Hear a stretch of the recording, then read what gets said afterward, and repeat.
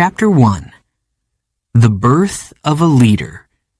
John Fitzgerald Kennedy was born on May 29, 1917.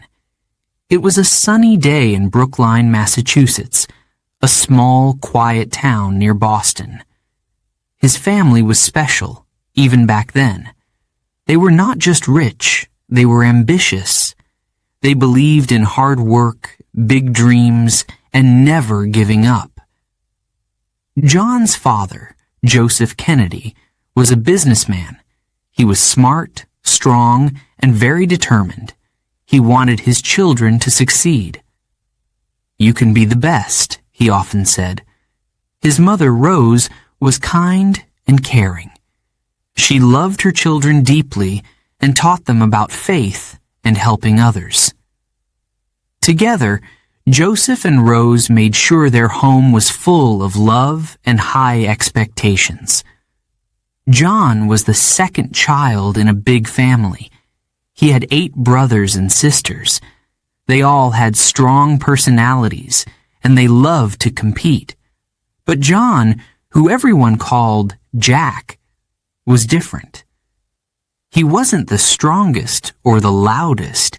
He was small and often sick. Jack had many illnesses as a child. He spent days, sometimes weeks, in bed.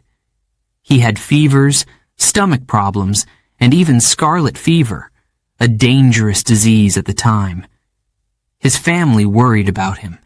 His mother would sit by his bed, holding his hand, whispering, "You'll be fine, Jack. You're strong." But Jack didn't always feel strong. Sometimes he felt lonely watching his brothers and sisters play outside. But Jack didn't waste his time in bed. He loved to read. He read about faraway places, brave heroes, and great adventures. He imagined himself as a knight, a sailor, or a leader. Books became his friends. They opened his mind to the world. The Kennedy family was full of energy. They were always playing games, arguing, and laughing together. Jack's older brother, Joe Jr., was the star of the family. He was big, healthy, and confident. Everyone thought he would grow up to do something great. Jack admired Joe, but didn't try to compete with him. Instead, he found his own way to shine. Jack was clever. He had a quick wit and a sharp sense of humor. At the dinner table, while his siblings argued, Jack would make a joke. Everyone would laugh. Even when he was sick, Jack found ways to cheer people up. His charm made him stand out. School wasn't always easy for Jack. He was smart, but he didn't love studying. He liked sports, jokes, and adventures more than homework. Teachers sometimes got frustrated with him. "Jack, you have so much potential. Why don't you try harder?" they would ask. But Jack wasn't lazy. He just liked doing things his way. If a subject interested him, he could spend hours learning about it. He loved history and stories about great leaders. George Washington, Abraham Lincoln. Jack admired their courage and wanted to be like them. The Kennedys spent their summers in Hyannisport, a beautiful seaside town. The children played on the beach, swam in the ocean, and raced sailboats. Jack loved the water. He felt free and alive when he was sailing. It became one of his favorite things to do. But even during these fun times, Jack's health was a problem. One summer, he became so sick he had to go to the hospital. Doctors didn't know what was wrong. His parents were scared. Rose stayed by his side, praying for him to get better. Slowly, he recovered. But the experience left a mark on Jack. He knew life was fragile. It made him appreciate every moment. As Jack grew older, he became more curious about the world. He asked lots of questions. Why do some people have so much and others so little? He wondered. His father explained how the world worked, but Jack wasn't satisfied. He wanted to see it for himself. At home, politics was always a topic of discussion. Joseph Kennedy had big dreams for his family. He told his children, "You are Kennedys. You can make a difference in the world." Jack listened, but wasn't sure what he wanted to do. He didn't feel as confident as Joe Jr., but deep down, he had his own dreams. One day, Jack overheard his father talking to a friend. "Joe will be the leader of the family," his father said proudly. "He has everything it takes to succeed." Jack felt a mix of emotions. He loved Joe, but he also wanted to prove himself. He wanted to show his father that he, too, could do something great. Jack's chance to shine came in small ways. He wrote clever essays at school. He made friends wherever he went. And he never gave up, even when he felt weak. His illnesses didn't stop him. They made him stronger. Jack began to believe that he could face any challenge. The Kennedy household was full of competition. Who could run the fastest? Who could tell the funniest story? Who could win at chess? Jack often lost, but he didn't mind. Losing made him try harder. "Next time, I'll win," he'd say with a grin. This spirit stayed with Jack his whole life. He learned to fight through pain, to keep going when things were tough. He didn't always follow the rules, but he always found a way to succeed. His family called it the Kennedy Drive. Jack had it, even if it looked different from Joe's. By the time Jack was a teenager, he had grown stronger. He still got sick, but he didn't let it slow him down. He played football, swam, and sailed with his brothers. He also started to think more about the future. What kind of man did he want to be? What difference could he make? Jack didn't have all the answers yet, but he knew one thing. He wanted to live an exciting life. He didn't want to sit still or follow an ordinary path. Jack wanted to explore, to learn, and to lead. He didn't know how he would do it, but he was ready to try. And so, the boy from Brookline began his journey. A small, curious, often sick boy who dreamed of doing something great. Jack Kennedy didn't look like a leader yet, but deep inside, the spark of leadership was already there. Chapter 2. A Boy with Big Dreams. John Fitzgerald Kennedy, or Jack as everyone called him, was not an ordinary boy. His childhood was full of laughter, adventure, and challenges. Growing up in the big Kennedy family meant life was never boring. There was always something happening. A game to play, a race to win, or a joke to share.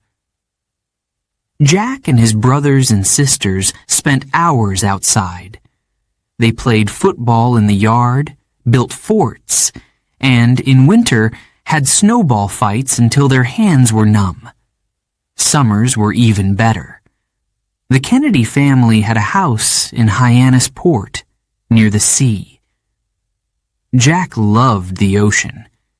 He spent hours sailing, feeling the wind in his face and the salt water on his skin. On the boat, he felt free. But Jack's life wasn't all fun. He was often sick. Sometimes it was just a cold, but other times it was more serious. When he was 2 years old, Jack had scarlet fever, a dangerous disease at the time. His parents were terrified. He stayed in the hospital for weeks, fighting to get better. And he did. But even after that, Jack's health stayed fragile. Jack hated being sick.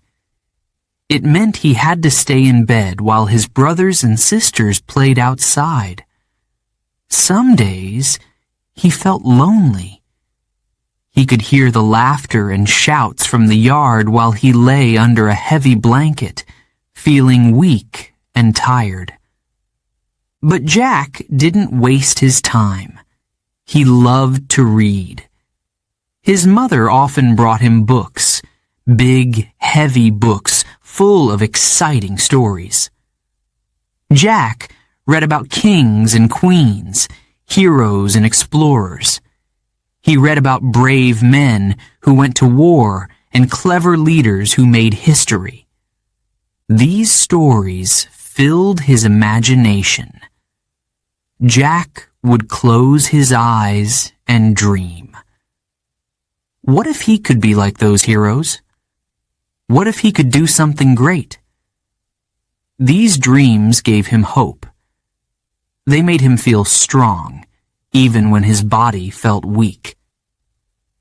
Jack's father, Joseph Kennedy, was a big influence on him.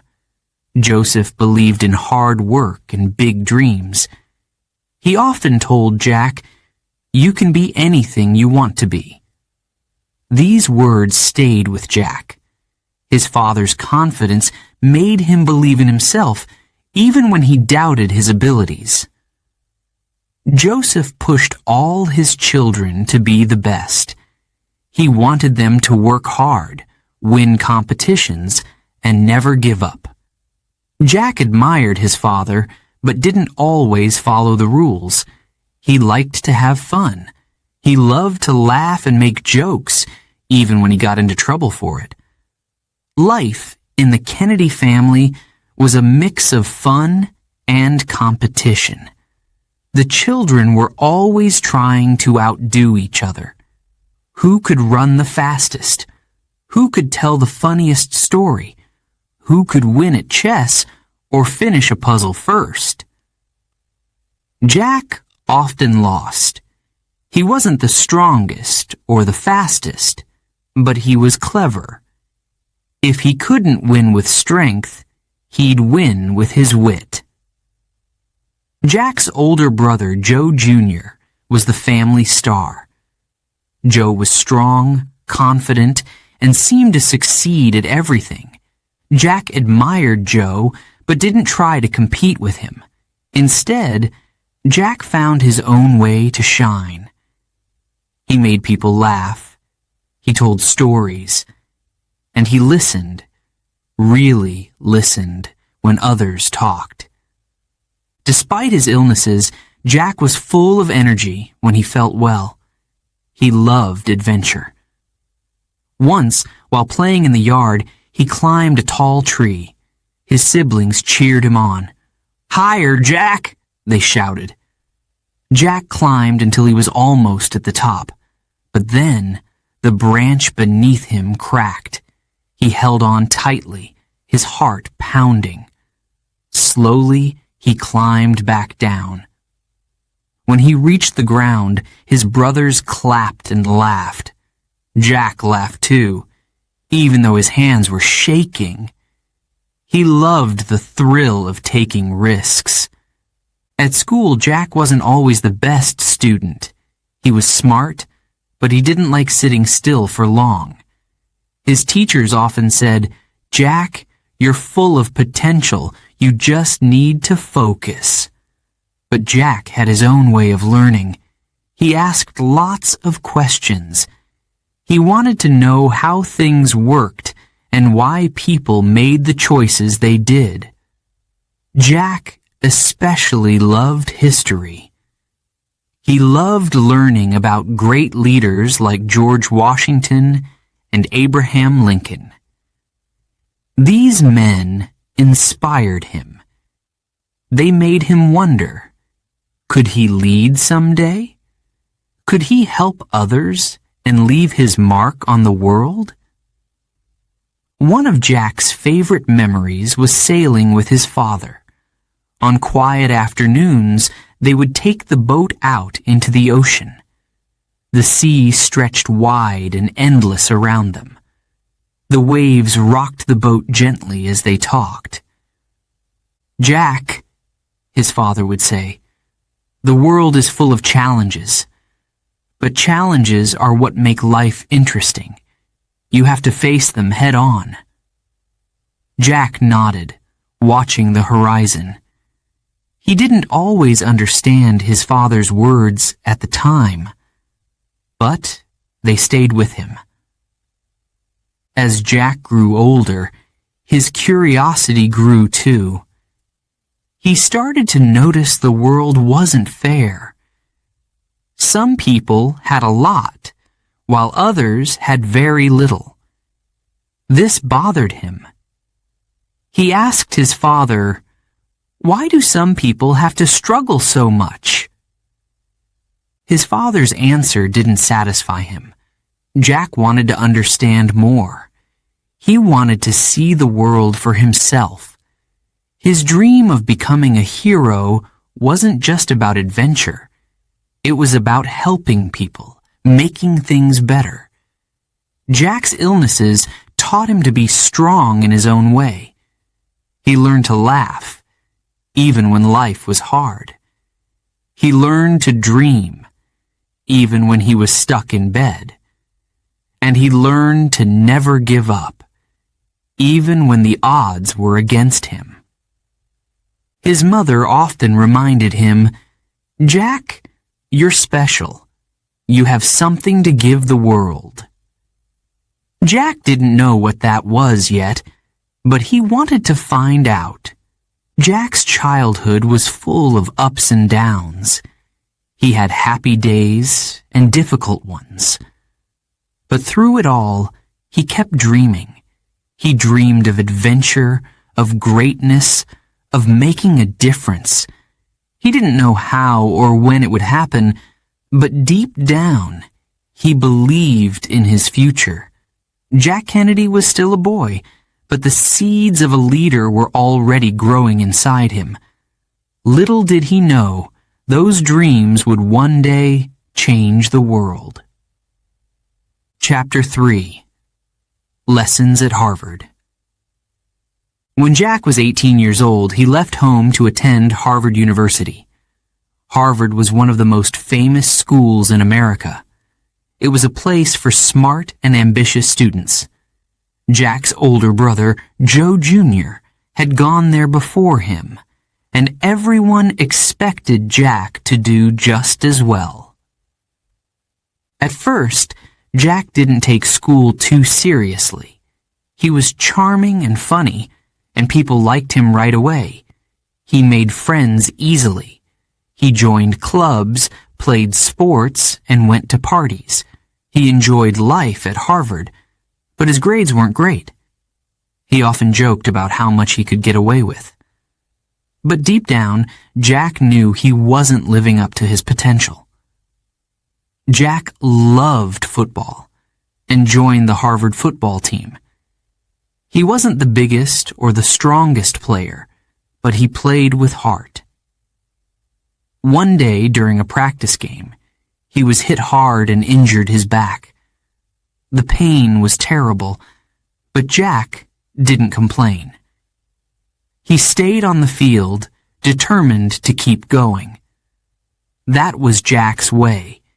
He never gave up, no matter how hard things got. But his back injury didn't heal properly.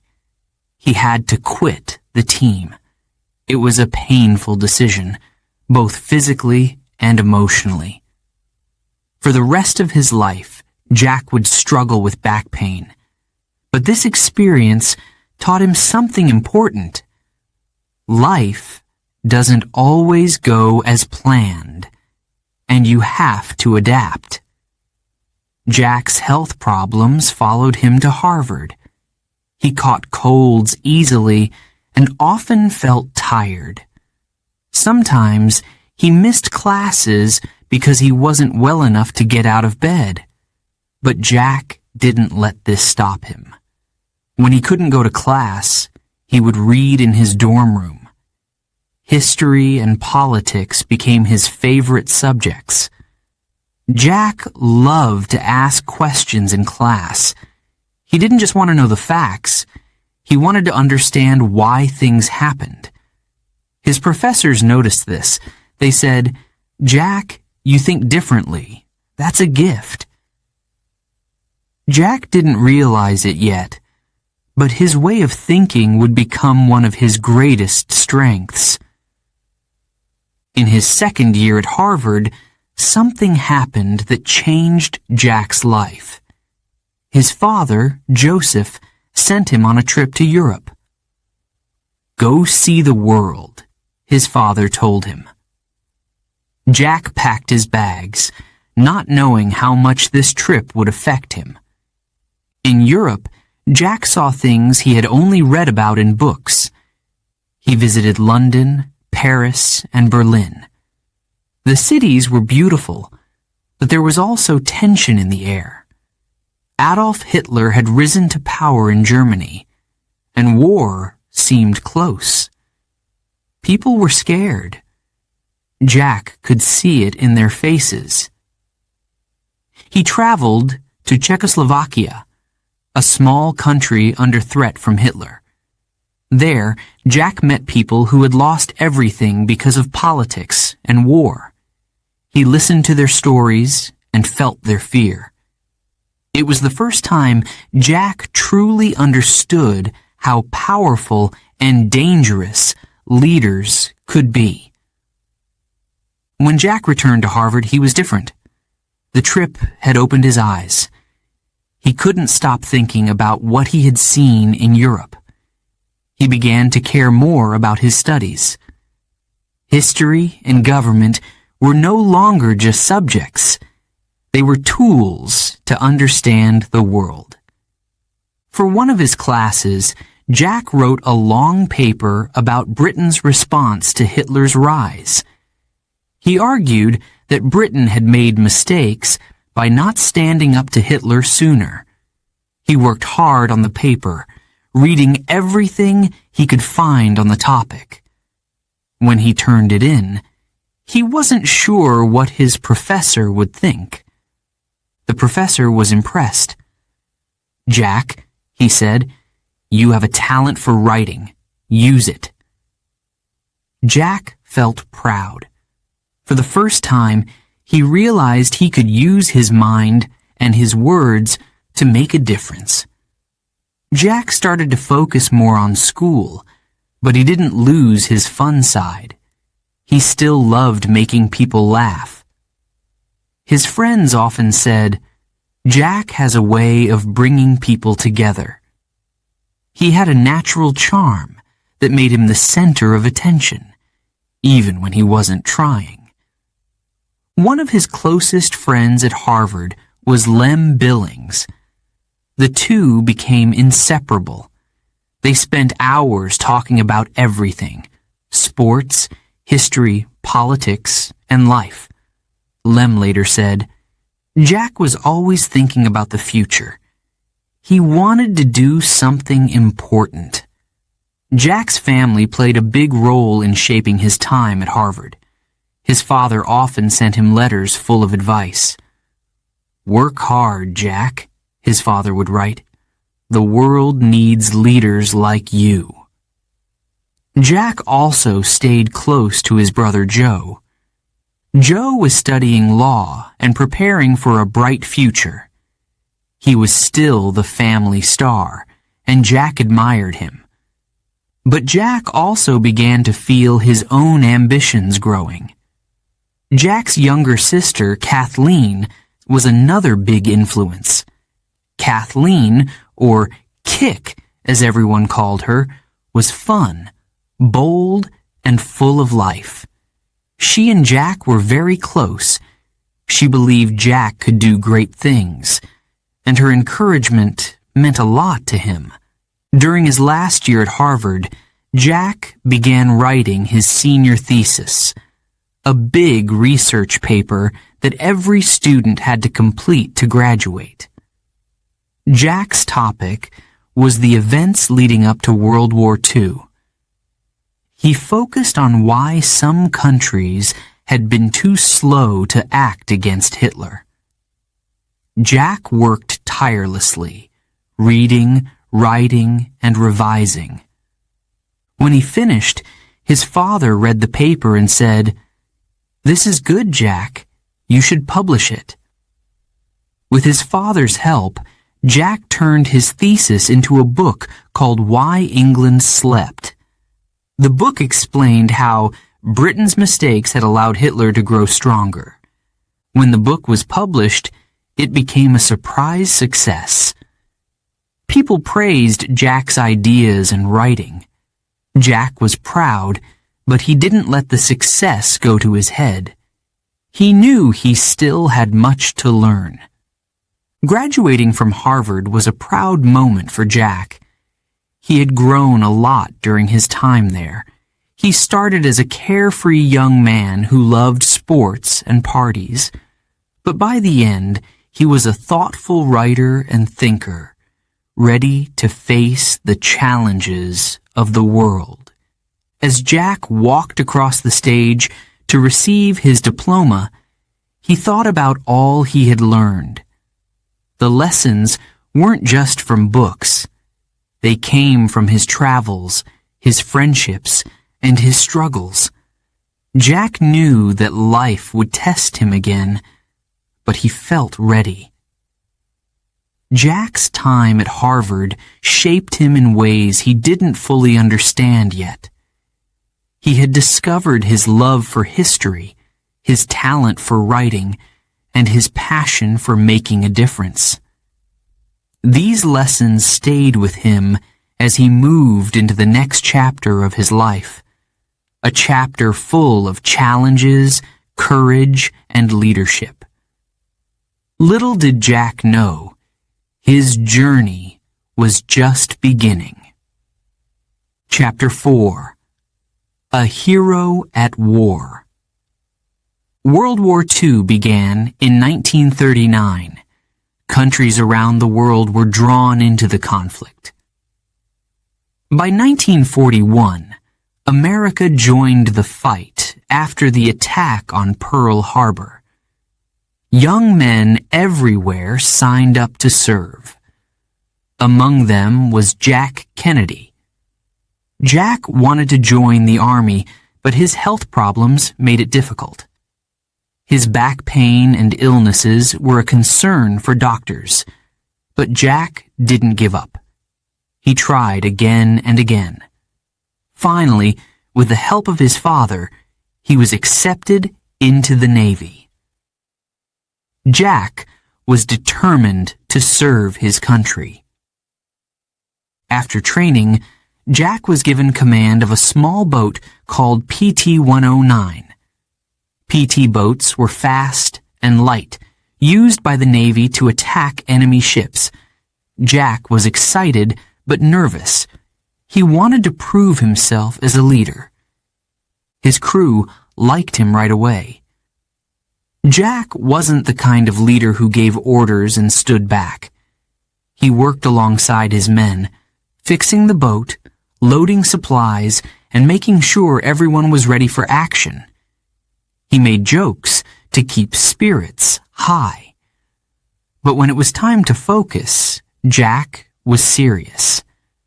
In 1943, Jack and his crew were sent to the Pacific Ocean.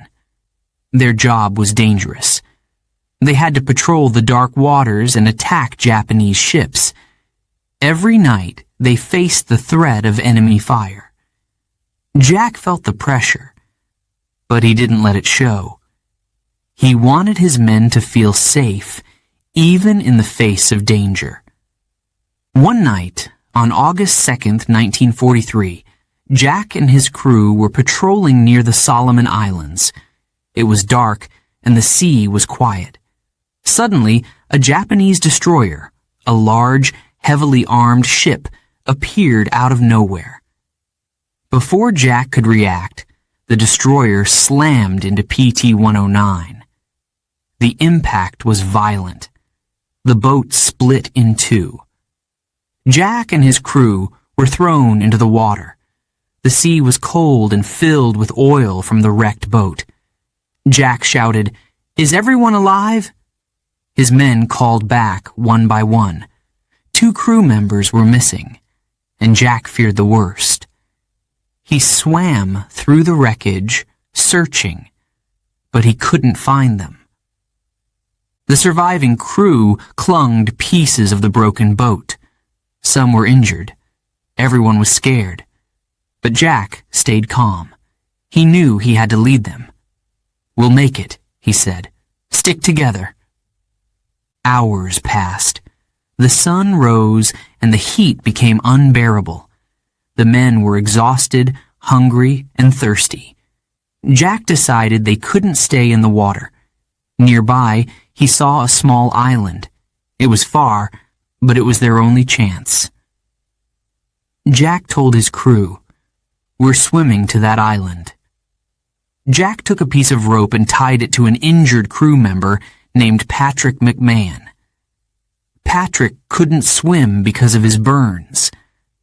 Jack put the rope in his mouth and began to swim, pulling Patrick behind him.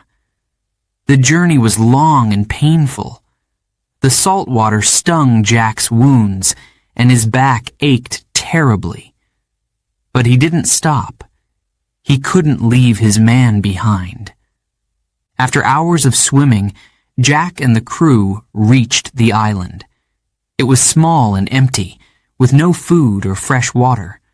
But it was land. They collapsed on the shore, too tired to speak. Jack looked at his men. They were alive, but barely. He knew they couldn't survive long without help. The next morning, Jack decided to swim again. This time, he swam to another island, hoping to find help. The current was strong, and sharks were in the water. Jack's muscles burned, and his body begged him to stop. But he kept going. "I have to do this," he thought. "My crew is counting on me." On the island, Jack found friendly villagers. They didn't speak English, but they understood Jack needed help. They gave him food and water and promised to send a message to the Allied forces. Jack carved a message on a coconut shell. 11 alive. Need help. Kennedy. The villagers took the message and paddled their canoe to find help. Jack returned to his crew. Days passed. They were weak and scared. But Jack kept their spirits up. He told them stories and made plans for what they would do after the war. "We're going home," he said. "Just hold on." Finally, after 6 long days, a rescue boat arrived. Jack's crew cheered as they were pulled from the island. They were saved. The men owed their lives to Jack's bravery and determination. News of Jack's heroism spread quickly. When he returned to America, people called him a hero. But Jack didn't feel like a hero. He thought about the 2 men who had died when PT-109 was hit. He carried that sadness with him for the rest of his life. Still, he was proud of what he had done for his crew. His actions showed his strength, courage, and leadership. For his bravery, Jack received the Navy and Marine Corps Medal. The citation read, "For heroism in the rescue of his crew. Jack didn't talk much about his medal, but his family was proud. His father said, "Jack, you've proven yourself. You're a true Kennedy." The experience of war changed Jack. He saw how fragile life was. He saw the courage of ordinary people. And he saw how important leadership was in times of crisis. These lessons stayed with him. Jack returned to civilian life with a new sense of purpose. He had faced death and survived. Now, he wanted to make a difference in the world. He didn't know it yet, but this experience would prepare him for the challenges ahead. Jack's story of PT-109 became famous. It was written about in newspapers and magazines. People admired his courage and leadership. But for Jack, it was about more than the headlines. It was about the bond he shared with his crew, the strength he found in himself, and the lessons he learned in the darkest moments. Jack Kennedy was no longer just a boy from Massachusetts. He was a hero, a leader, and a man ready to face whatever came next. Chapter 5. Entering Politics. After World War II, Jack Kennedy returned home to a hero's welcome. Newspapers told the story of his courage in the Pacific, and people admired him for saving his crew. But Jack didn't feel like a hero. He thought about the men who didn't make it home. Their loss weighed on him. He wanted to honor their memory by doing something meaningful with his life. Jack wasn't sure what to do at first. He had always been curious about politics and history. During the war, he had seen how decisions made by leaders affected the lives of millions. He wanted to make a difference, too. Jack's father, Joseph Kennedy, had big dreams for his children. He believed they could achieve anything. "Jack," his father said one day, "the world needs strong leaders. You can help people. You should run for office." Jack listened, but he wasn't sure. Politics seemed difficult and uncertain. Did he have what it took? Joseph encouraged him. "You face bigger challenges, Jack," he said. "You have a way with people. They trust you."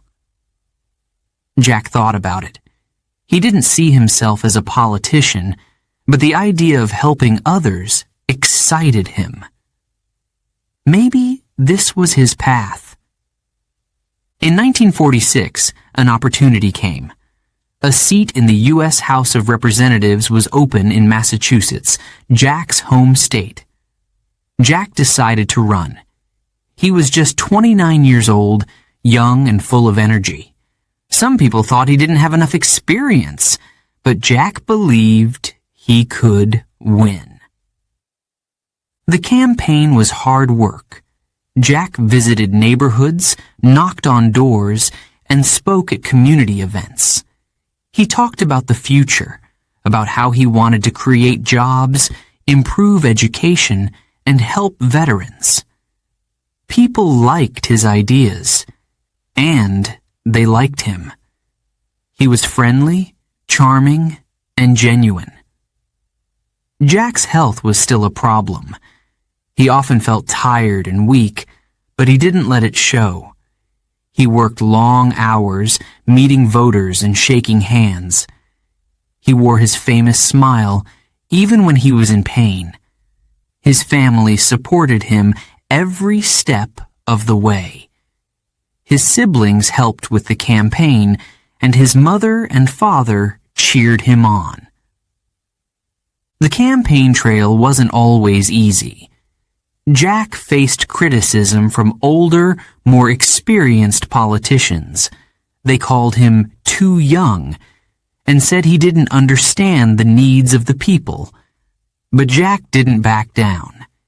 He listened to their words, learned from their experience, and kept moving forward. On Election Day, the results came in. Jack had won.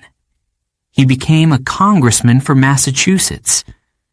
When he took his seat in Washington, D.C., he felt both excitement and fear. The halls of Congress were filled with powerful and experienced politicians. Jack knew he had a lot to learn.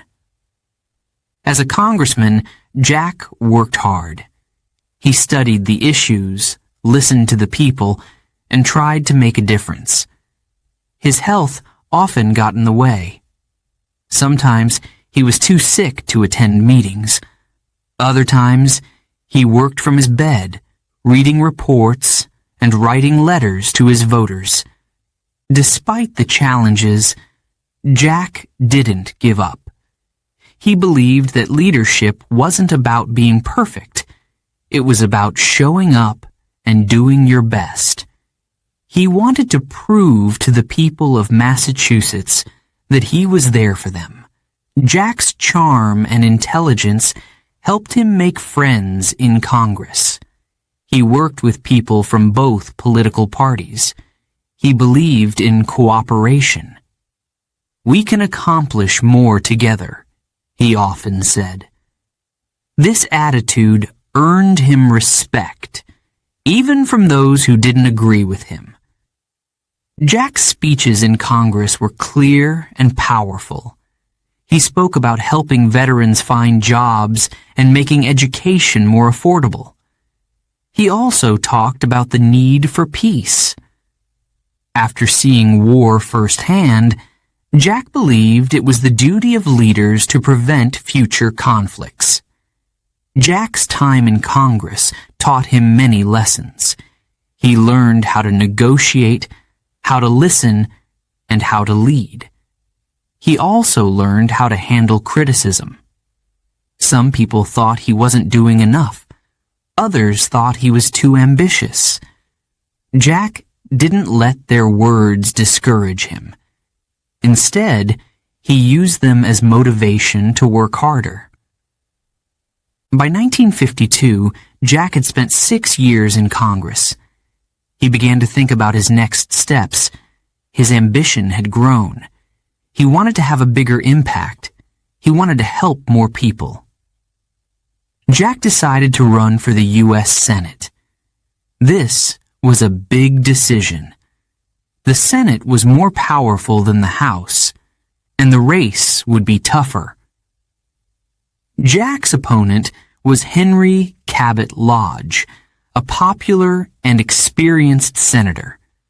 Many people thought Jack didn't stand a chance, but Jack believed in himself. He launched another energetic campaign, traveling across Massachusetts to meet voters. Once again, his family helped. His younger brother, Bobby, became his campaign manager. Together, they worked day and night. The campaign was intense.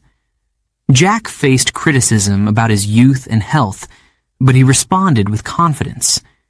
He focused on the issues that mattered to people: jobs, health care, and education. His speeches inspired hope. Together, we can create a better future, he told the crowds. On Election Day, Jack won again. He became a senator for Massachusetts. The victory was a turning point in his life. He had proven that he could lead, even in the face of doubt. Jack's dream of helping others was coming true. As a senator, Jack continued to work on issues he cared about. He supported laws to improve schools, help veterans, and strengthen the economy. He also began to think more about global issues. The world was changing, and Jack wanted to be part of shaping its future. Jack's health continued to challenge him. He underwent several surgeries for his back, and the recovery was long and painful. But even during these difficult times, he didn't stop working. From his hospital bed, he wrote letters, read reports, and stayed connected with his staff. Jack's experiences in politics made him dream even bigger. What if he could become president?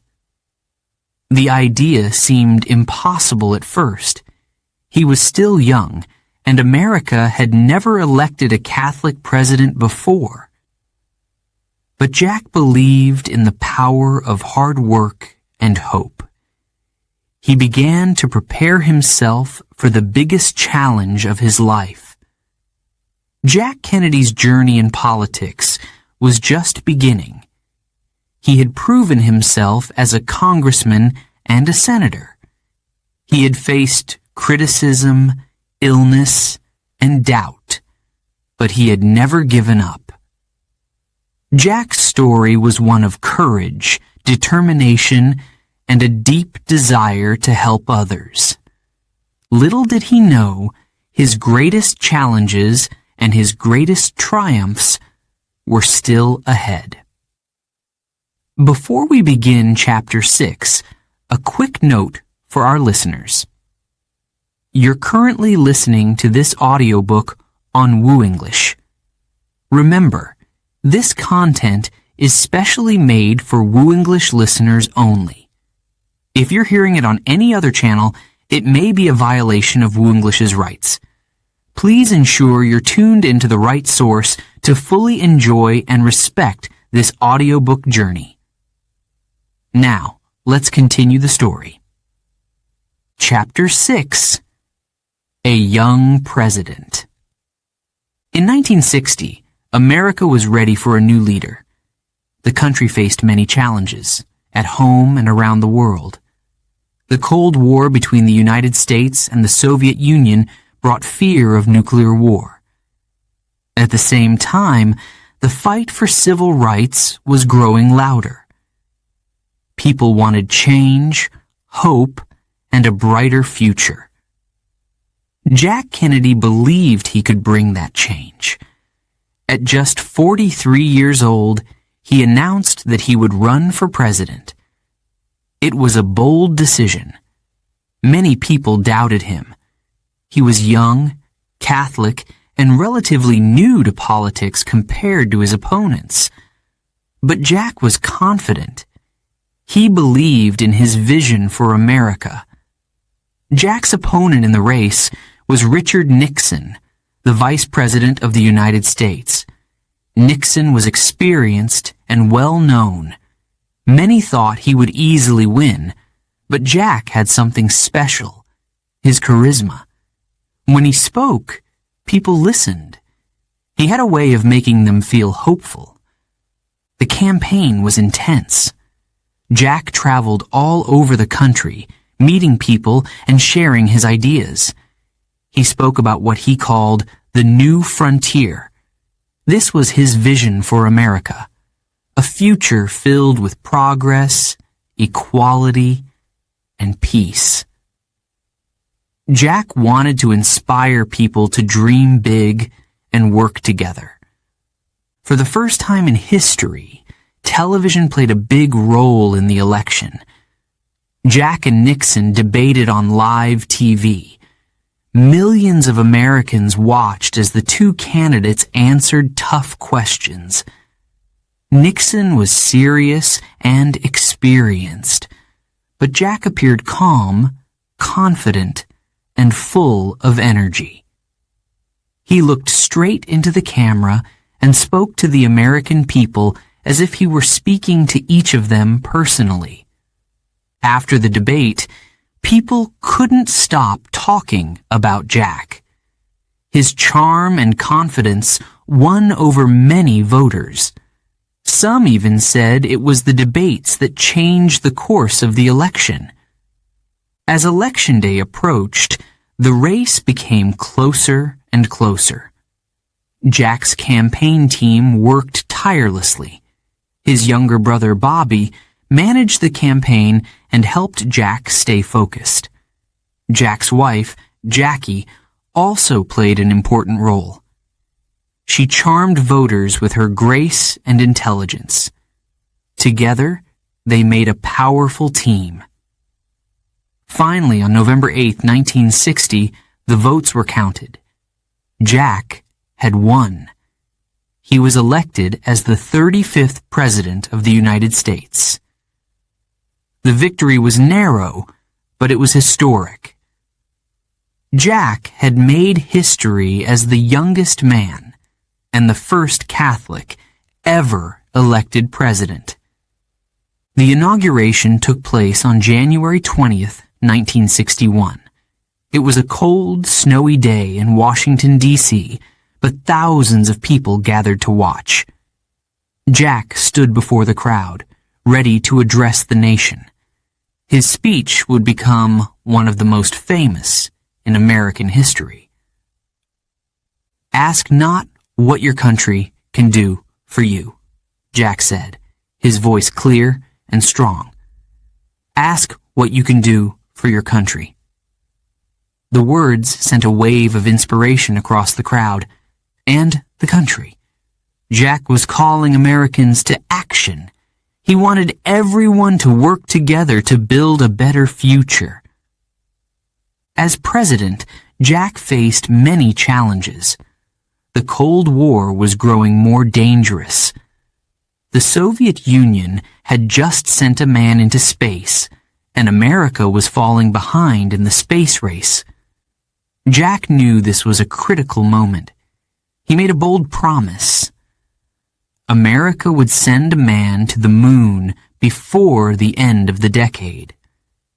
This promise excited people. It wasn't just about winning the space race. It was about proving that America could achieve the impossible. Jack believed in the power of dreams and hard work, and he inspired the nation to believe too. At home, Jack faced another important challenge: the fight for civil rights. African Americans were demanding equal rights, but the country was deeply divided. Jack supported their cause. He believed that all Americans, no matter their race, deserved freedom and equality. In his speeches, Jack spoke about justice and fairness. "The rights of every man are diminished when the rights of one man are threatened," he said. But progress was slow. Jack knew that real change would take time and courage. He promised to keep fighting for what was right. Jack's time in the White House was full of both triumphs and tests. He worked to improve education, create jobs, and strengthen America's role in the world. He met with world leaders, trying to build peace during a time of great tension. One of Jack's most famous moments came during the Cuban Missile Crisis in 1962. The Soviet Union had placed nuclear missiles in Cuba, just 90 miles from the United States. The world held its breath as Jack worked to find a solution. For 13 days, the crisis brought the world to the brink of war. But Jack's calm leadership helped avoid disaster. The missiles were removed, and the world stepped back from the edge. Despite the pressures of being president, Jack always made time for his family. He and Jackie had 2 young children, Caroline and John Jr. They brought joy and life to the White House. People loved seeing pictures of Jack playing with his children on the lawn or sharing quiet moments with Jackie. Jack's youth and energy brought a sense of hope to the country. He and Jackie were seen as symbols of a new, modern America. The White House became known as Camelot, a place of magic and possibility. But Jack's time as president wasn't easy. He faced criticism from those who didn't agree with his policies. Some people thought he was too young or too ambitious. Others thought he wasn't doing enough to address the problems facing the country. Jack listened to the criticism, but he didn't let it stop him. He stayed focused on his goals. By 1963, Jack had been president for nearly 3 years. He had achieved many things, but he also knew there was more to do. He wanted to continue fighting for civil rights, strengthen America's economy, and ensure peace around the world. He began preparing for the next election, hoping to win a second term. Jack's time as president was short, but it left a lasting impact. He brought a sense of hope and possibility to America. He inspired people to believe in their country and in themselves. At just 43 years old, he had shown that youth and vision could change the world. Jack's journey was far from over, but already he had become one of the most beloved leaders in American history. Chapter 7. The Cuban Missile Crisis. Being President of the United States was never easy, but in October 1962, John F. Kennedy faced one of the greatest challenges of his life. It began with a secret.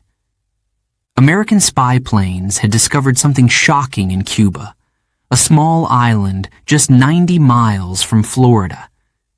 The Soviet Union was building missile sites there. These were not ordinary missiles. They were nuclear missiles, powerful enough to destroy entire cities in minutes. The news was terrifying. Jack and his advisors knew what this meant. If these missiles were launched, millions of Americans could die. The Cold War had always been dangerous, but now the threat was closer than ever. Jack called a meeting of his top advisors. They gathered in a small room at the White House, known as the Cabinet Room. For hours, they debated what to do. Some wanted to attack Cuba right away, but Jack worried this could start a nuclear war. Others suggested doing nothing, but Jack knew that was too risky. He needed a plan that would keep Americans safe without starting a war.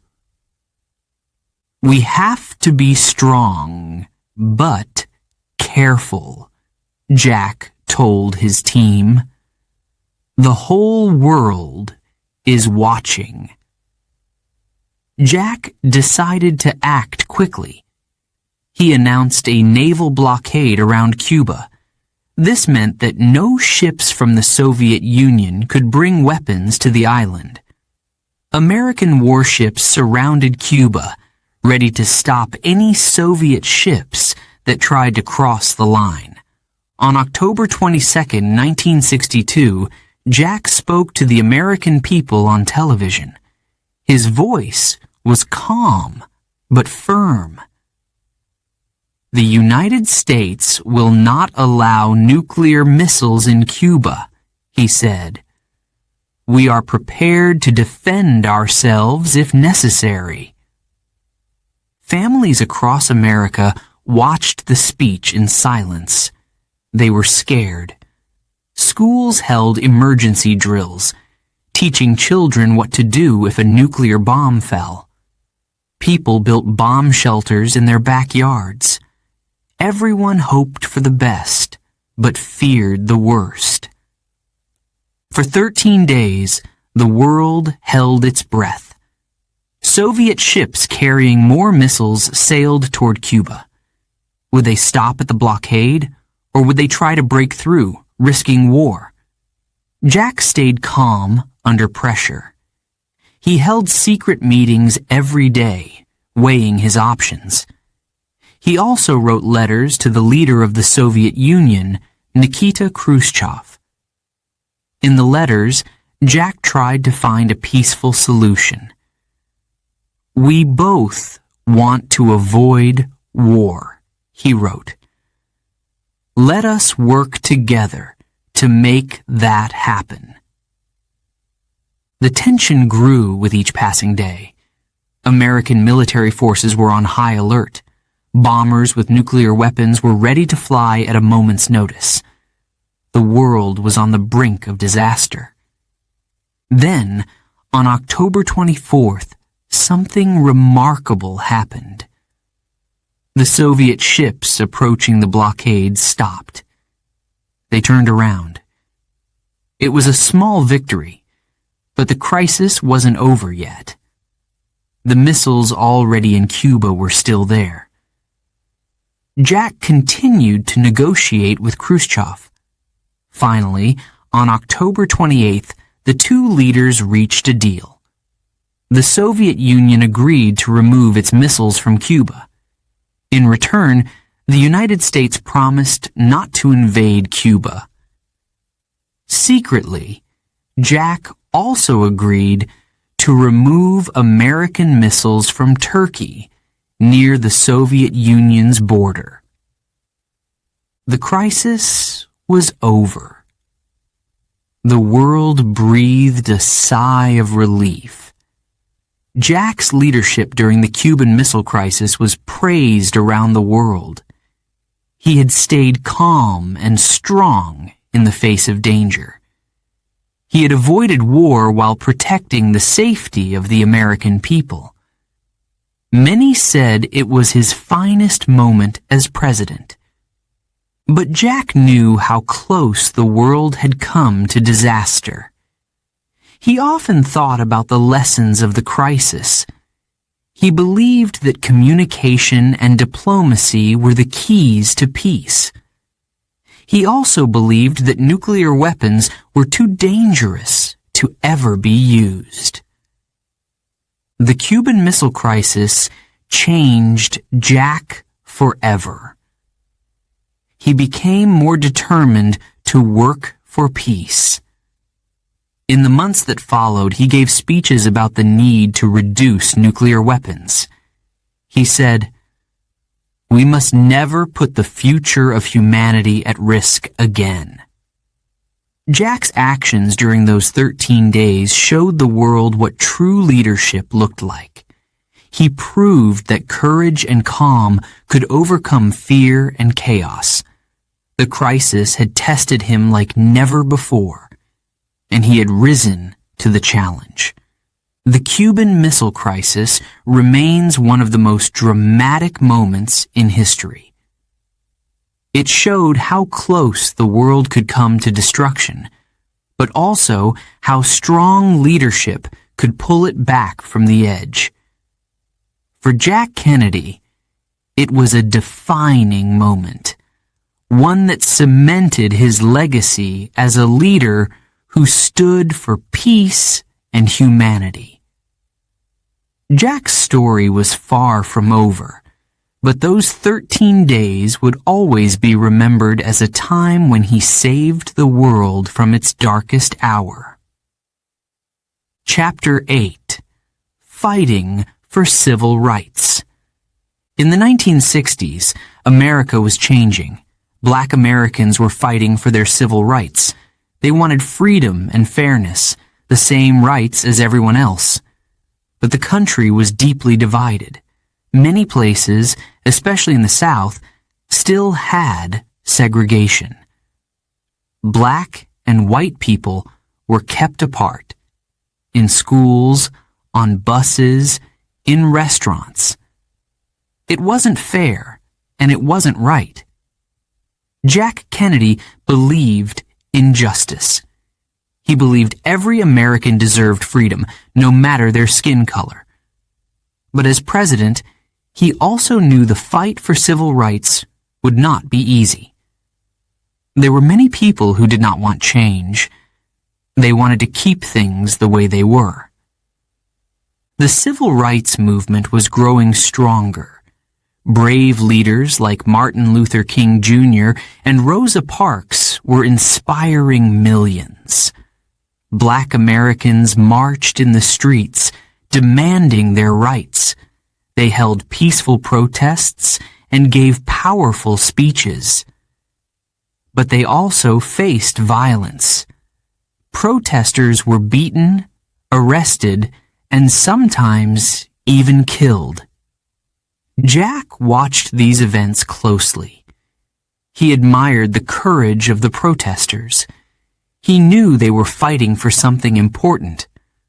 But at first, Jack moved carefully. He worried about dividing the country even more. He wanted to bring people together, not push them apart.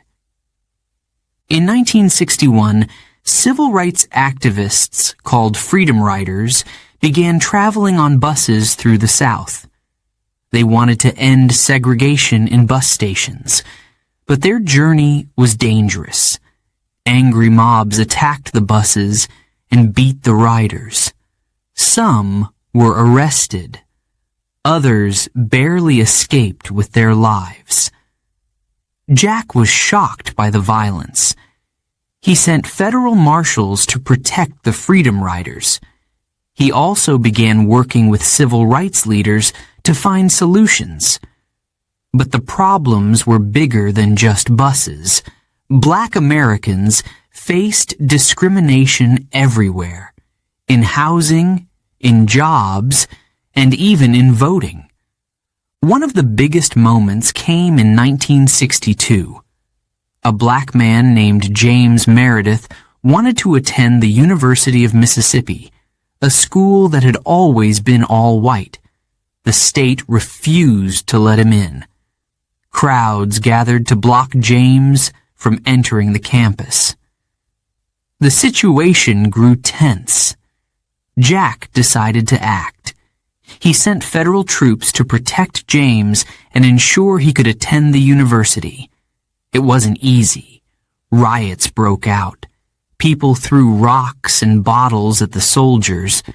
2 people died in the violence. But in the end, James Meredith walked onto campus and became a student. It was a victory for civil rights and for Jack's leadership. By 1963, the fight for civil rights could no longer be ignored. Jack gave a powerful speech to the nation. He looked straight into the camera and said, "We are confronted with a moral issue. It is as old as the scriptures and as clear as the American Constitution. It is time to act." Jack's words inspired millions. He spoke about fairness and justice, about the need to treat every person with dignity. "We are all created equal," he said. "Now is the time to make that promise real." Jack knew that words were not enough. He needed to take action. He proposed a new law called the Civil Rights Act. This law would end segregation in public places. It would make it illegal to discriminate against someone because of their race. It was a bold step, and it faced strong opposition. In Congress, some politicians fought hard against the Civil Rights Act. They made speeches, held meetings, and tried to block the law from passing. They said it was too much change, too fast. But Jack didn't give up. He worked tirelessly, meeting with leaders, building support, and convincing others to join him. While Jack fought for civil rights in Washington, protests continued across the country. In August 1963, more than 250,000 people gathered in Washington, D.C. for the March on Washington. It was one of the largest protests in American history. At the march, Martin Luther King Jr. gave his famous "I Have a Dream" speech. He spoke about a future where children of all races could play together, where freedom and equality would be real for everyone. Jack was deeply moved. He knew this movement was bigger than any one person. It was about the soul of the nation. But not everyone admired Jack's actions. Many people, especially in the South, were angry. They called him a traitor to his race. Some even sent threats to the White House. Jack didn't let the anger stop him. He believed he was doing the right thing. In private, Jack admitted how hard the fight was. "This is the most difficult issue I've ever faced," he told a friend, "but it's also the most important." His determination never wavered. Jack's leadership on civil rights inspired hope, but the country was still deeply divided. The Civil Rights Act was making progress, but it hadn't yet become law by the time Jack's presidency ended. Even so, his support for the movement had made a huge impact. Jack showed the world that leadership was about courage, about standing up for what's right, even when it's not popular. He believed America could be better, fairer, and stronger if everyone was treated equally. Today, the Civil Rights Act is one of the most important laws in American history. It helped to end segregation and open the door to greater equality. Jack's work laid the foundation for this change. His courage and vision gave others the strength to continue the fight.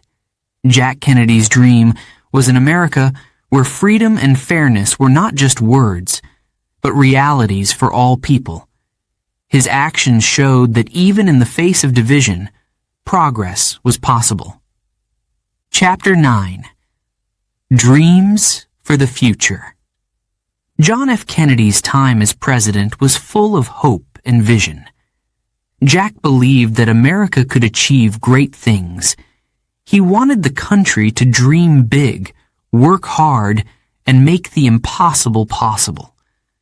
His words inspired people to believe in a brighter future. Jack had many goals for his presidency. He wanted to improve education, fight poverty, and create opportunities for every American. He also dreamed of a peaceful world where nations worked together instead of fighting. But one dream stood out above all others: sending a man to the moon. In 1961, Jack made a bold announcement. He told Congress, "I believe this nation should commit itself to achieving the goal before this decade is out, of landing a man on the moon and returning him safely to Earth." His words were ambitious and daring. No one had ever done it before. Many thought it was impossible. But Jack believed in the power of science and innovation. He believed in the American spirit, the determination to achieve greatness. He encouraged scientists, engineers, and astronauts to push beyond their limits. He made space exploration a national priority. Jack's moon challenge wasn't just about winning the space race against the Soviet Union. It was about something bigger. It was about proving that humanity could reach for the stars. Jack often said, "We do these things not because they are easy, but because they are hard." He believed that difficult challenges made us stronger and united. The space program energized the country. People followed every mission, watching as rockets launched into the sky. Children dreamed of becoming astronauts. Scientists worked day and night, inspired by Jack's vision. The moon seemed far away, but Jack made people believe it was possible. Jack also cared deeply about education. He knew that the future depended on the next generation. He wanted every child in America to have a chance to succeed, no matter where they came from or how much money their family had. Jack supported programs to improve schools and help teachers. He encouraged students to study math and science, preparing them for the challenges of the modern world. Knowledge is power, he often said. He believed education was the key to solving the world's problems. One of Jack's favorite themes was youth. He believed that young people could change the world. In his inauguration speech, he famously said, "The torch has been passed to a new generation of Americans." These words inspired millions. Jack called on young people to get involved, to serve their communities, and to make a difference. He created the Peace Corps, a program that sent young Americans to help people in other countries. Volunteers taught in schools, built homes, and worked in hospitals. The Peace Corps became a symbol of hope and friendship between nations. Jack was proud of the program and the young people who answered his call. Jack's speeches often made people feel proud to be American. He had a way of connecting with everyone, no matter their background. He spoke about unity, about working together to solve problems. In a time when the world was divided by the Cold War, Jack reminded people of the importance of peace. He once said, "Our most basic common link is that we all inhabit this small planet. We all breathe the same air. We all cherish our children's future, and we are all mortal." These words touched hearts and made people think about what truly mattered. But Jack's dreams were not without challenges. He faced criticism from those who thought he was asking for too much. Some people thought the moon mission was too expensive. Others thought his focus on education and peace was unrealistic. Jack listened to their concerns, but he didn't let them stop him. He believed in his vision and kept moving forward. Behind the scenes, Jack worked tirelessly to make his dreams a reality. He held meetings with scientists, educators, and world leaders. He studied reports, asked questions, and made tough decisions. Even when his health problems made him tired, he pushed through. He wanted to leave the world better than he found it. Jack's family also inspired his dreams for the future. His wife, Jackie, shared his passion for education and culture. She worked to bring art and history to the White House, making it a place of learning and inspiration. Jack's children, Caroline and John Jr., reminded him of the importance of building a better world for the next generation. Jack often spoke about the future. He imagined a world where poverty was reduced, where education was accessible to all, and where nations lived in peace. He knew these dreams would take time, but he believed they were worth pursuing. The future belongs to those who believe in the beauty of their dreams, he said. In 1962, Jack visited Rice University in Texas to talk about his moon mission. Standing before a large crowd, he spoke with passion and conviction. "We choose to go to the moon," he said, "not because it is easy, but because it is hard." The audience erupted in applause. They felt Jack's excitement and shared his belief in what America could achieve. Jack's dreams for the future were not just about science, education, or peace. They were about hope. He believed that when people came together, they could accomplish anything. He wanted Americans to feel proud, not just of their country, but of themselves. He reminded them that they had the power to shape the future. Even though Jack's time as president was short, his dreams left a lasting impact. After his death, his vision continued to guide the nation. In 1969, just 6 years after Jack's famous speech, Neil Armstrong became the first man to walk on the moon. Millions of people around the world watched as Armstrong took his first steps and said, "One small step for man, one giant leap for mankind." It was the moment Jack had dreamed of, and it became a reality. Today, John F. Kennedy is remembered as a leader who dared to dream big. His words and actions inspired a generation to believe in the power of hope, hard work, and unity. His dreams for the future remind us that even the biggest challenges can be overcome when we work together. Jack's legacy lives on in the hearts of those who continue to reach for the stars, fight for justice, and believe in a better tomorrow. Chapter 10.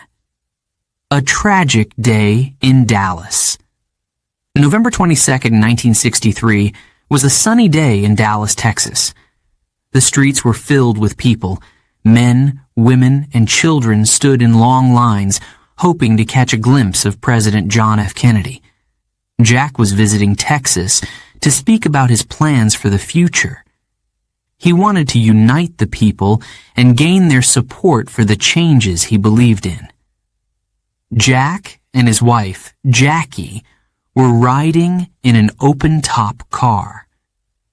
Jackie wore a pink suit and waved to the cheering crowds. Jack smiled, his hand raised in a friendly wave. He loved meeting people. The excitement in the air was contagious. As the car moved through downtown Dallas, the crowds grew bigger. People shouted, "We love you, Jack!" and "Welcome to Dallas!" Children waved small American flags. Jack leaned over to Jackie and said, "It's a beautiful day." The motorcade turned onto Elm Street. The car slowed as it passed the Texas School Book Depository, a large brick building. Jack continued to wave. Suddenly, a loud sound echoed through the streets. It sounded like a firecracker. People looked around, confused. Then came another sound, and another. Jackie turned to Jack, her face full of fear. "Jack!" she cried. But it was too late. Jack had been shot. The crowd froze in shock. People screamed and ran. Some dropped to the ground, holding their children close. The car sped away, heading for the nearest hospital.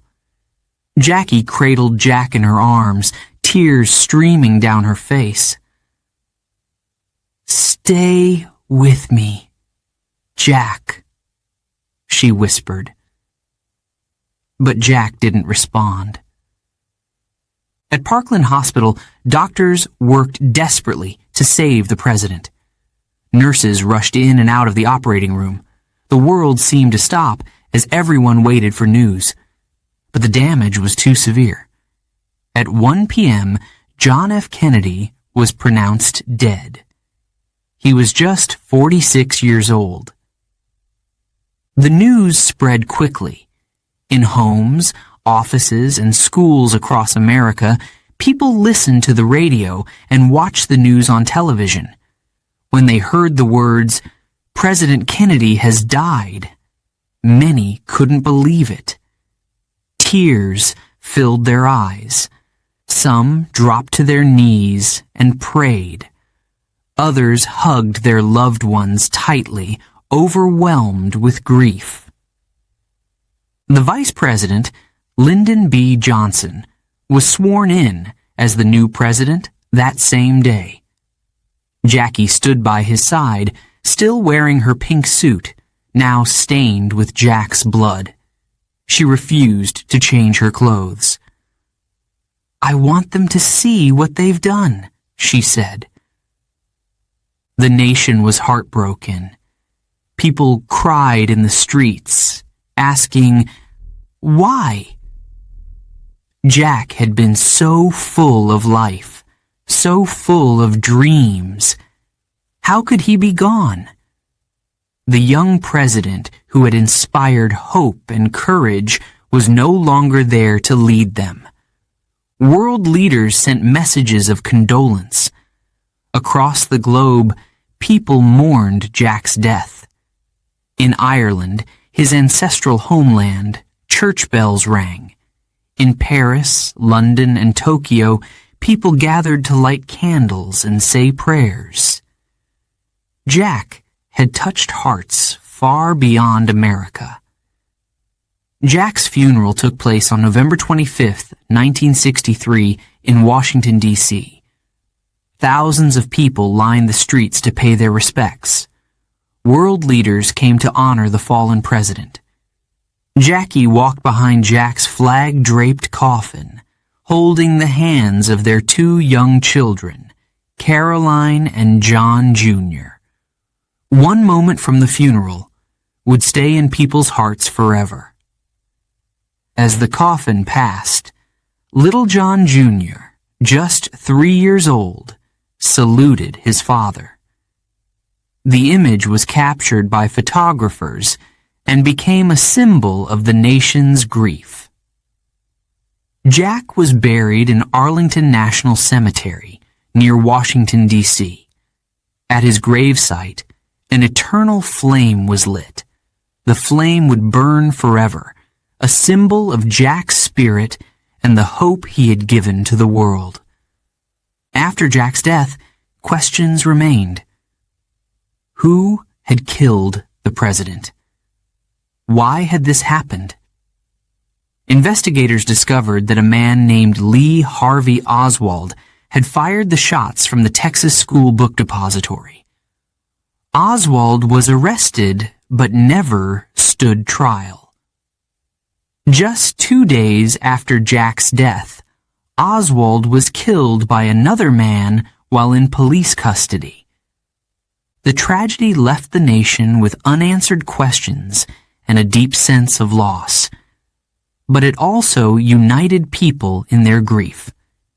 Jack's death reminded everyone of the importance of his message: to work for peace, justice, and a better future. Jack's time as president was short, but his impact was lasting. He had inspired people to dream big and believe in themselves. He had faced challenges with courage and determination. Even in death, Jack's legacy lived on. His famous words, "Ask not what your country can do for you. Ask what you can do for your country," continued to echo in the hearts of Americans. People remembered him as a leader who believed in the power of hope and action. Jack's tragic death in Dallas marked the end of a chapter, but it was not the end of his story. His dreams for America and the world remained alive. His leadership, his courage, and his vision for a better future would continue to inspire generations to come.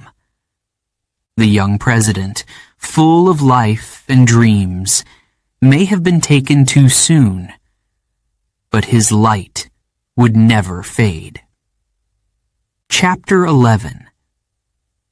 The Nation Mourns. The news of John F. Kennedy's death spread across the world. In homes, schools, and offices, people stopped what they were doing. Radios played soft music, and television anchors spoke with sadness in their voices.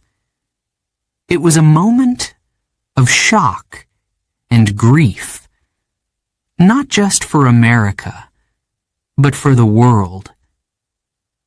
Jack had been a symbol of hope. He had spoken of the future, of dreams, and of unity. Now he was gone. People cried openly in the streets. Strangers hugged each other, sharing their sorrow. Churches held special services, and candles burned in windows across the country. Jack's funeral was held on November 25th, 1963, 3 days after his death. The streets of Washington, D.C. were filled with silence. Crowds stood shoulder to shoulder, waiting to say goodbye to their president. Some held flowers. Others held signs that said, "We will never forget you, Jack."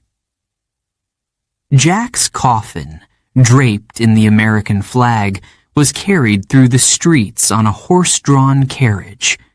It was a solemn sight. Soldiers marched alongside, their heads bowed in respect. Behind the coffin walked Jackie Kennedy and her 2 children, Caroline and John Jr. They were dressed in black, their faces showing both strength and sadness. Millions of people around the world watched the funeral on television. In their living rooms, families sat together, their eyes fixed on the screen. They saw Jackie walking bravely, holding her children's hands. They saw world leaders gathered in Washington, paying their respects. They saw a nation united in mourning. At the funeral mass, prayers were said for Jack's soul. The church was filled with the sound of hymns and the soft whispers of the grieving. Jackie sat quietly, her children by her side. She held her head high, showing incredible strength in the face of loss. After the funeral, Jack's coffin was taken to Arlington National Cemetery.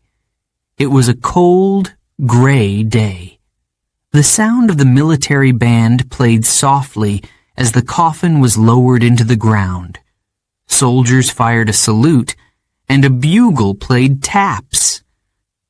The mournful notes echoed across the cemetery. Then came a moment that no one would forget. At Jack's grave, Jackie lit a flame. It was called the Eternal Flame. This flame would burn forever, a symbol of Jack's spirit. It represented his dreams, his courage, and the hope he had given to so many. Little John Jr., just 3 years old, stood beside his mother. As his father's coffin passed, he raised his small hand in a salute. It was a simple gesture, but it touched hearts around the world. People wept as they watched the young boy honor his father. The days after Jack's death were filled with sadness, but also reflection. People remembered his speeches, his smile, and his vision for the future. They whispered his famous words, "Ask not what your country can do for you. Ask what you can do for your country." These words became a guiding light for a grieving nation. Jack had inspired people to believe in themselves and in each other. He had shown that leadership was about service and hope. Even in death, his message lived on. Around the world, people paid tribute to Jack. In Ireland, his ancestral homeland, church bells rang in his honor. In Paris, the Eiffel Tower's lights were dimmed as a sign of respect. In Tokyo, thousands gathered to hold a silent vigil. Jack had been more than just a leader. He had been a symbol of unity and peace. In schools, children wrote essays about Jack.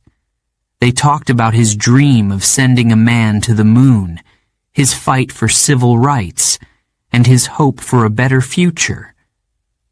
Teachers told their students, Jack Kennedy believed in young people. He believed that you could change the world. The Eternal Flame at Arlington became a place of pilgrimage. People traveled from all over the country to visit Jack's grave. They stood quietly, looking at the flame, and thought about the man who had led their nation. Some left flowers. Others simply whispered, "Thank you, Jack."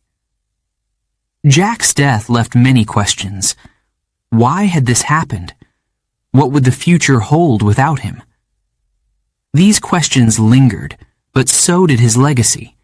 His life reminded people of the power of courage and determination. His death reminded them of the fragility of life and the importance of continuing his work. Jack had once said, "A man may die, nations may rise and fall, but an idea lives on." His ideas of hope, unity, and progress lived on in the hearts of millions. They became a part of America's story. Jack's family also carried on his legacy. Jackie worked to preserve his memory, creating the John F. Kennedy Library and Museum. It became a place where people could learn about Jack's life and his vision for the future. His brother, Bobby Kennedy, continued the fight for justice and equality, inspired by Jack's courage. For many, Jack Kennedy was more than a president. He was a symbol of what America could be, a place of opportunity, fairness, and hope. His life, though short, had changed the world, and his memory would never fade. In the years that followed, people often looked back on Jack's time as president. They remembered his smile, his laughter, and his determination to make the world better. They remembered the way he made them feel, that anything was possible if they worked together. Jack's funeral marked the end of a life, but it was also the beginning of a legacy.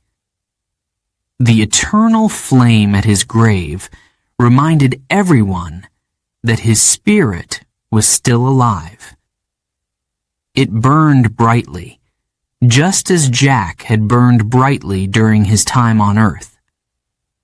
John F. Kennedy was gone, but his dream for a better world remained. It was a dream that inspired millions, a dream that continues to inspire today.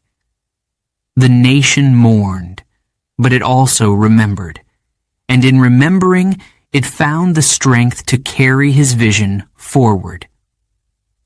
Chapter 12. A Legacy That Lives On. John F. Kennedy is remembered as one of America's greatest presidents. His life was short, but his impact was enormous. People still talk about his courage, his vision, and his ability to inspire others. His words, his actions, and his dreams continue to guide the nation. Jack believed in the power of hope. He believed that with hard work, anything was possible. He once said, "Let every nation know that we shall pay any price, bear any burden, meet any hardship, to assure the survival and the success of liberty." These words remind us of his unwavering belief in freedom and justice. Jack's image is everywhere. His face appears on coins and stamps. Schools, airports, and buildings across the country are named after him. There is even a NASA space center that carries his name, honoring his dream to send a man to the moon. One of the most visited places in America is the John F. Kennedy Library and Museum in Boston. It was built to preserve Jack's memory and inspire future generations. Inside, visitors can see photos, letters, and videos from Jack's life. They learn about his leadership and his belief in a better future. Jack's famous speeches are still remembered today. His words challenge us to think about what we can do for our communities, our country, and the world. His most famous line, "Ask not what your country can do for you. Ask what you can do for your country," inspires people to take action. It reminds us that leadership is not just for presidents. It's for everyone. Jack's influence is also felt in the way we see space exploration. His challenge to send a man to the moon changed history. On July 20th, 1969, just 6 years after his death, astronaut Neil Armstrong stepped onto the moon. His first words were, "One small step for man, one giant leap for mankind." The Apollo mission fulfilled Jack's dream. It showed the world what could be achieved when people worked together. Jack also made a lasting impact on civil rights. His support for equality helped pave the way for the Civil Rights Act, which became law after his death. This law ended segregation in public places and made discrimination illegal. Jack's courage in fighting for justice continues to inspire leaders today. For many, Jack's leadership during the Cuban Missile Crisis is his greatest legacy. He showed the world that peace was possible, even in the face of war. His calm, steady hand during those 13 tense days saved countless lives. His ability to lead with strength and wisdom remains a model for presidents and leaders around the globe. Jack's family also plays a big part in keeping his memory alive. His wife, Jackie, worked tirelessly to honor his legacy. She created the eternal flame at his grave, a symbol of Jack's enduring spirit. His brother, Robert Kennedy, continued Jack's work for justice and equality, and his children, Caroline and John Jr., carried their father's values into their own lives. The eternal flame at Arlington National Cemetery is a place of reflection. Visitors from all over the world come to stand by Jack's grave. They look at the flame and remember his life, his dreams, and his leadership. They think about the hope he gave to millions. Jack's story is one of courage and resilience. He faced illness, war, and tragedy, but he never gave up.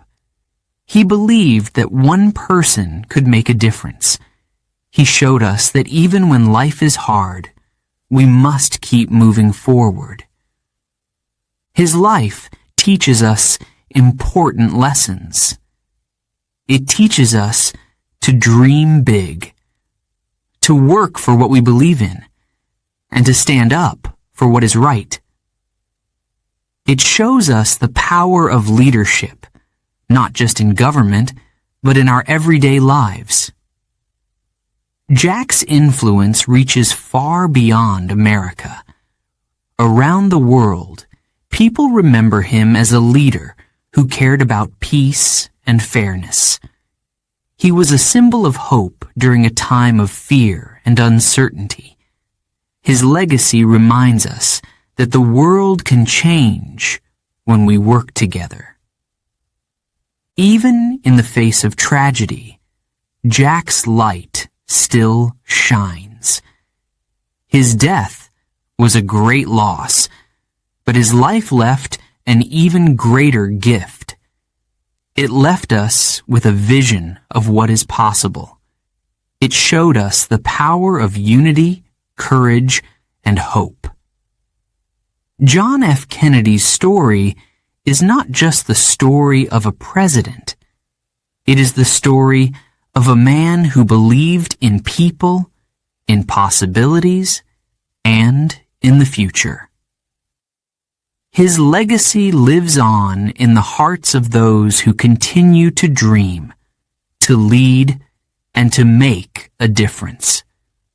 As long as there are people who believe in hope and progress, Jack's vision will never fade. His story will continue to inspire generations to come, and his light will continue to guide us toward a better tomorrow.